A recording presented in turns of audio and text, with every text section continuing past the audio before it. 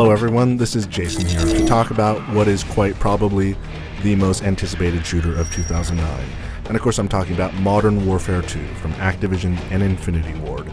Modern Warfare 2 picks up the storyline left over from its predecessor. In the first game you defeated the Russian ultranationalist Imran Zakhaev, but it was at a heavy cost, and the Russian ultranationalist movement is still alive and dangerous, and this time it's being led by a guy named Vladimir Makarov, who is unleashing a wave of terror around the globe.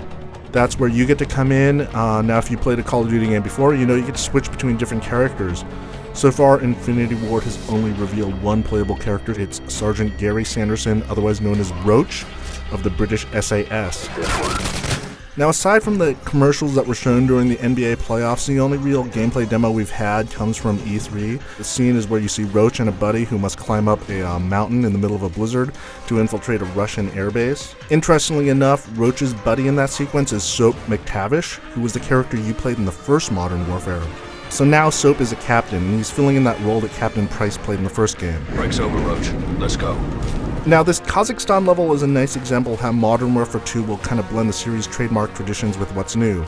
Of course, there are the cinematic moments that Infinity Ward is known for, like the audacious climb up the icy side of a mountain in the middle of a blizzard that's complete with a Hollywood-esque leap of faith. And then, of course, there are the intense set-piece battles with plenty of bad guys.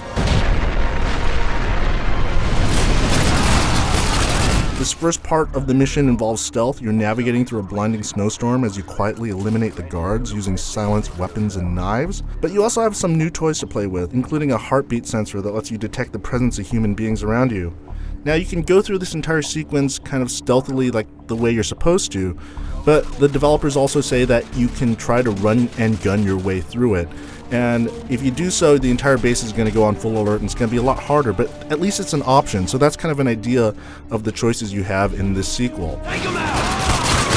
Infinity Ward has some new streaming technology that allows for bigger levels than before. You'll see that when you're zipping around on a snowmobile while engaged in a running battle against other bad guys in snowmobiles and their helicopter gunships above. You get a sense of the scale of the level and how large it is. Now, if Modern Warfare had a weakness, it's in the way that enemies infinitely respawn until you hit an invisible tripwire. It's a pretty shallow and obvious gameplay mechanic that all the Call of Duty games have featured. Modern Warfare 2 is going to take steps to address that, though Infinity Ward is not giving out details as yet. What is clear is Infinity Ward's desire to make certain that you're not going to mistake Modern Warfare 2 with the first game. All too often when you see a sequel, there's usually an attempt to recycle as many assets as possible from the first game. That's really not the case here. Where the first game was all about dry desert environments, Modern Warfare 2 seems to be set everywhere but the desert.